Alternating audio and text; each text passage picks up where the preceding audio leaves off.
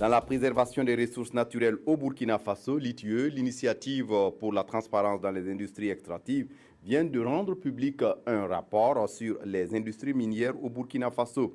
Dans le rapport, l'ITIE révèle un écart de 3 milliards de francs CFA dans les recettes déclarées par les sociétés minières et celles versées à l'État burkinabé.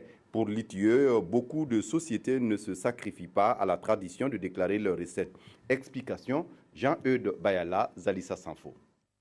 L'initiative pour la transparence dans les industries extractives ITIE dévoile le contenu de son 5e rapport exercice 2013 aux hommes de médias. Environ 197 milliards de francs CFA. Voici ce que le gouvernement burkinabé déclare avoir reçu des 29 sociétés minières au cours de l'exercice 2013. Quant au même moment, les industries extractives font état d'un paiement de 193 milliards de francs CFA. Une différence de 3 milliards qui pourrait trouver origine dans le manque souvent de pièces justificatives et d'explications de certaines régies de recettes financières. Dans ce rapport, on peut aussi constater que seul Semafo Burkina Faso s'est acquitté des paiements sociaux obligatoires en 2013. L'ITIE n'a pas de réponse au pourquoi des réticences de certaines sociétés. Elle dit avoir le mérite de lever le voile.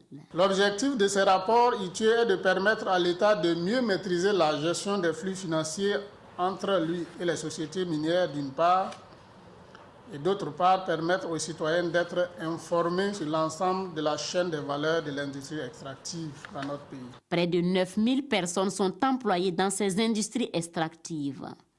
Un chiffre auquel il faudrait adjoindre celui de Nantou Mining et de Kalsaka Mining, eux qui n'ont pas voulu dévoiler le nombre de leur personnel.